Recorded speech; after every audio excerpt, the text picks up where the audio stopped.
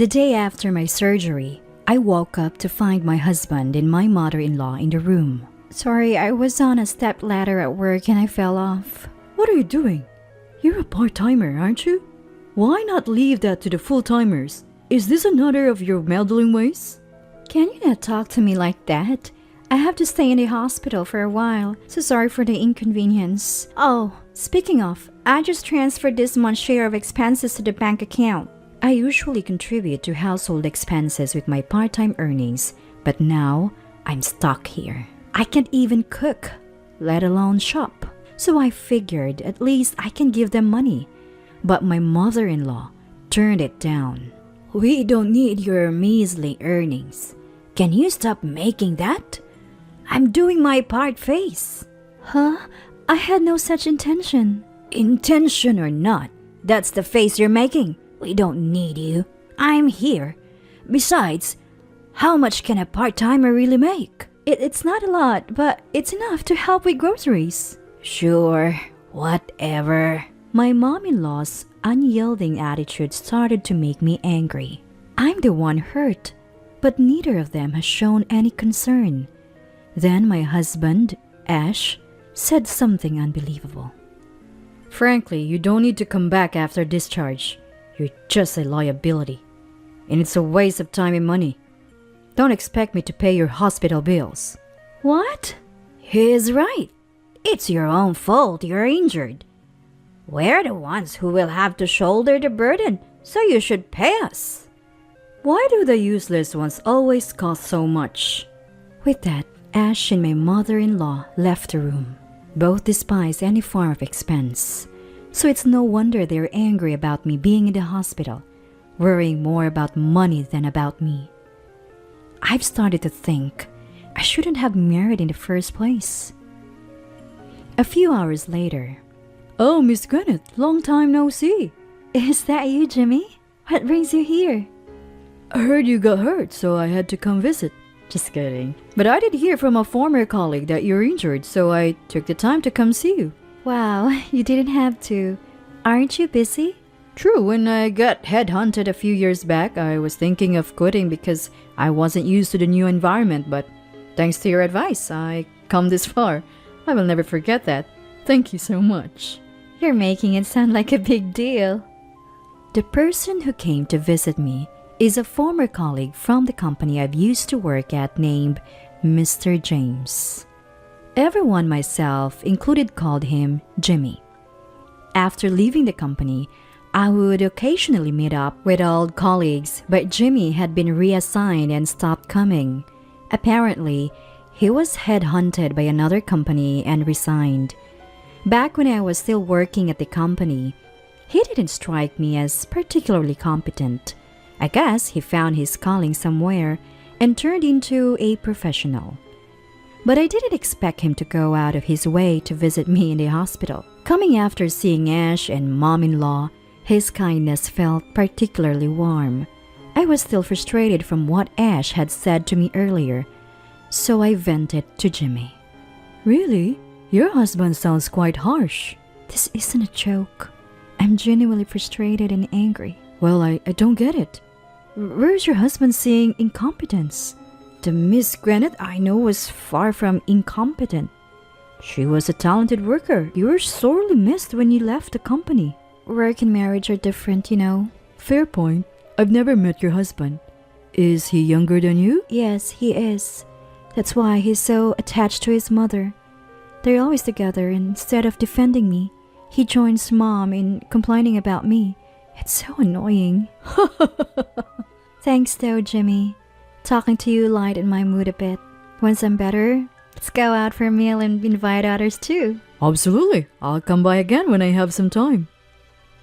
And with that, Jimmy left the hospital room. He's like a close female friend in some ways. He's the same age as my husband, but he's so much more mature in what he says and does. The difference between them makes me indescribable. Well, I chose Ash, so it's also my fault. Later, I began rehabilitation. During my hospital stay, all I could think about was wanting to go home as soon as possible. But if I go home, Ash and Mom-in-law will be there. I'd rather stay in the hospital. It's far less stressful. 2 weeks later, Ash comes to visit again, bringing mother-in-law with him. What do you want? Didn't you say I shouldn't bother coming home if I'm incompetent? Yet here you are, visiting me again. Hey, aren't you happy I came to see you? Frankly, if you're going to complain, you don't have to visit at all. Oh, easy there. Why are you so mad? I haven't even said anything yet. See, that's why our child acts distant with you. You always have this cold demeanor. Consider other people's feelings for once. That's why you end up hospitalized. Here we go again. Whenever Ash is criticized, mother-in-law goes all in with her supported fire. Even though it's a conversation between a husband and wife, things never move forward when she chimes in. That's why I stay quiet when mom-in-law intervenes. Arguing back would only lead to more counter-arguments, and I'd be the one blamed in the end. This time, I was patiently waiting for the storm to pass, but it showed no sign of stopping.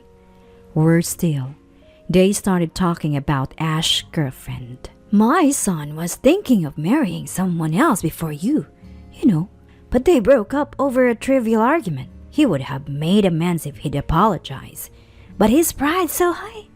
He said he'd never apologize because it was her fault.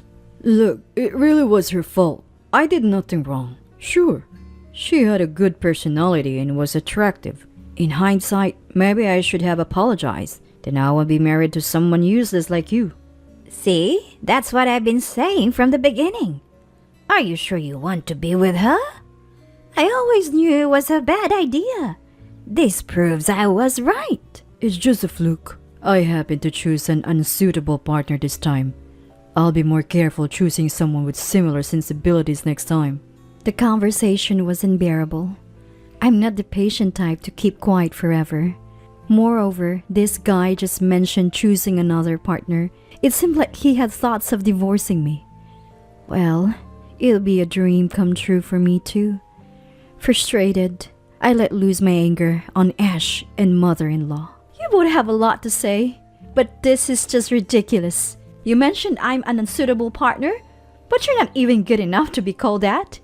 Initially, I thought you were decent, but it turns out you're just a mama's boy. Plus, mom is so fond of her son. Why don't you two just live together forever? Then no one would end up this unsuitable partner like me. You two seem to get along so well, why not? After saying all this, I felt a mix of regret and relief. What was funny though was the way both of their expressions changed from surprise to tense as I was saying this. Who do you think you're talking to? Where are your parents? What's with the attitude? For someone so useless, you sure know how to run your mouth. Mom, there it is. You're quick to call people incompetent, but are you so well-rounded yourself? Must be nice being perfect at your job at home, huh? You're really something. When I sarcastically praised mom-in-law, her face turned even redder. How dare you act so smug? Who do you think you are? I'm the patient here. You little... Just then, Ash intervened. Hey, enough is enough. From where I stand, you're way more incompetent than Mom. Mom raised me all by herself while holding down a job. Could you do that? I wouldn't know. I've never been in that situation. But if I were a parent, I'd teach my kids not to look down on others. It's not cool to call people incompetent, especially someone who's hospitalized. I see. Well, it's clear. We've never been a good match. Let's divorce. No point in staying together after all this. Fine by me. You were talking about being cautious with your next partner, right? That implies we're done. I wouldn't want to spend my life with you. Or your mother anyway. Huh. You do realize you'll be financially unstable if we divorce, right? How are you gonna afford these hospital bills? Let alone your living expenses. I got injured at work, so I'll get workers' compensation. And after that, got no plans, huh? Ash had a point. Even if I plan on finding a job immediately after the divorce, there's no guarantee that I'll find one quickly. Plus, it will take time to see any income. The situation isn't looking good. I need to figure something out before it's too late. I have been vocal until now, but the moment I stopped talking, they took the opportunity to go on the offensive. So you haven't thought it through? Tough break. But what's said is said. We both want this divorce. If you promise to obey me like a housemaid from now on, I might reconsider. Right, Mom? Yes, absolutely. Not happening. Can you please leave? You're polluting the air. You're a piece of work. Don't say I didn't warn you. You threw away your last chance. With that, Ash and Mom-in-law left the room, sneering. I have to find a job soon. My current workplace won't cut it. I'll go anywhere that offers full-time employment. Just a few minutes later, Ash returned to the room. Hey. What? No, my boss was around. Just let me hide here until he's out of sight. Come to think of it, Ash had been complaining about his current boss a lot lately. Apparently, Ash had been enjoying a slack job until this new boss came and shook up the department. Why is he coming this way? Could he be next door?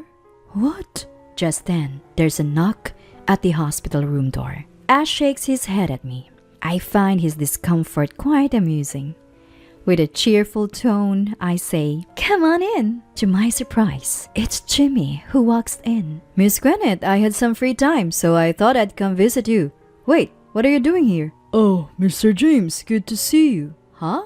Oh, you must be Miss Granite's husband. Yes, that's him. Did I introduce you to Ash, Jimmy? I think this is your first time meeting. No, actually, we see each other every day. He's my subordinate right now. What? Really? It turns out, of all people, Jimmy is Ash's boss. Totally unexpected. Yet, it strikes me as an opportunity for a counterattack. I'm in a really good position right now. Might as well corner Ash gradually. So, Jimmy, how's Ash's performance at work? Hard to say in front of Miss Granite. He has areas for improvement, but the fact that he's sticking to it is admirable. We had drinks the other day and he told me he respects me, so my expectations are high. When I look at Ash, he's staring at the floor, fists clench. He's probably thinking, don't say anything. So I decide to go ahead and speak. You know, my husband mentioned something about his boss. Turns out that was you, Jimmy. But I wonder if I should say this. Go ahead, no worries. Hey, Granite. My new boss is so incompetent. He doesn't get me at all, or I'm only drinking with him to gain his favor. I'll bring him down someday. I recorded all our conversations. He won't make a single mistake. And so on. Sorry if I had known it was you, Jimmy. I would have told you so much sooner. Upon hearing this, Jimmy's expression changes, and he shoots Ash a piercing glare. No, you're wrong, Mr. James. This is all a lie Granite made up. Jimmy, would you like to hear a recorded conversation I have that says otherwise? Yes, please. Stop it. I then play the audio for Jimmy where Ash was complaining non-stop. Wow, I see. Thank you, Miss Granite. Never thought he'd be saying stuff like this. No need for me to cover for him anymore. What? What are you talking about? You've been swiping office supplies, haven't you? What? Did you know we have surveillance cameras around the office? Maybe you thought no one checks them. There have been complaints about supplies disappearing or running out quickly. When we investigated, we found you were the one taking them. I was planning to question you about it soon, but now I'll just report this to the boss. Wait, what happens to me then? That's for the boss to decide. Don't know if you'll even be able to stay in your current department or the company for that matter. You can't. Oh, by the way, Miss Granite, how about working for a company? We'd be better off with you than him. Really? Is that okay? It's fine. We'll likely have an opening soon. Jimmy turned to face Ash. I'd be delighted to be under Jimmy. I'll make sure not to get too familiar with you. Don't worry about it. You scum. You asked me earlier what I'd do after leaving the hospital. Remember? Now it's my turn to ask. What will you do without a job? Shut up! If you listen to me, I might consider letting you and your mother-in-law be my personal servants. Who would do that? Oh, I see. Then you and your mother-in-law will be out on the streets. So, if I become your servant, will you help us? No way. I don't need a servant like you. What? So you have to try your best holding hands with your beloved mom. And so the episode came to a close. Later on, Ash was questioned by the company about the missing supplies and found to be reselling them. He was effectively fired. It was questioned by the police. Now he's being supported by his mother-in-law's pension. Life's being tough. Even putting food on the table is a challenge. As for me, I started working under Jimmy. Although it took a bit to get back into the swing of things, I quickly adapted and became a valuable member of the team. Work is really enjoyable. I guess as long as I have my job, life is good. If I ever consider remarrying, I think I'll consult with someone first.